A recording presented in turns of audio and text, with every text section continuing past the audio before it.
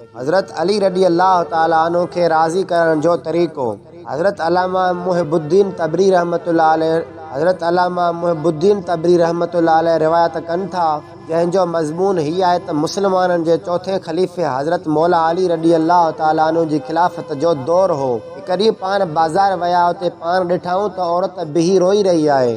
मौलाए काइनात मौला अली रडी अल्लाह ताला अन्हु उन खां रोइण जो सबबु पुछियो। उन चयो, मां कनीज़ बानी आहियां, मां फलाणे दुकान वारे खां कुझु दरहम जो ख़ारकां ख़रीद कयूं हुयूं, पर मुंहिंजे मालिक खे उहे ख़ारकां पसंदि न आयूं ऐं उन वापसि मोटाए ॾिनियूं।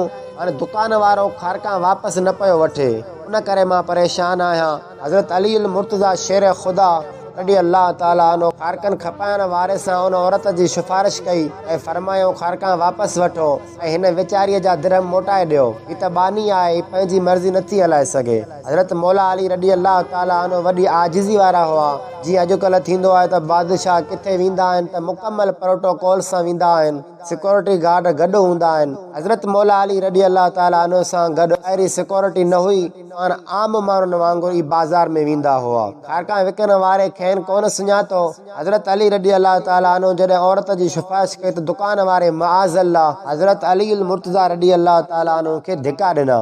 माण्हुनि जॾहिं इहो मंज़र ॾिठो त दुकान वारे खे चयऊं, छा तोखे ख़बर आहे जंहिंखे धिको ॾिनो आहे उहो केरु आहे? चयईं, न मूंखे ख़बर नाहे। माण्हुनि ॿुधायो, ही अमीरुल मोमिनीन हज़रत अली मुर्तज़ा शेर ख़ुदा रडी अल्लाह ताला अन्हु आहिनि। हाणे इहो शख़्स घबराइजी वियो।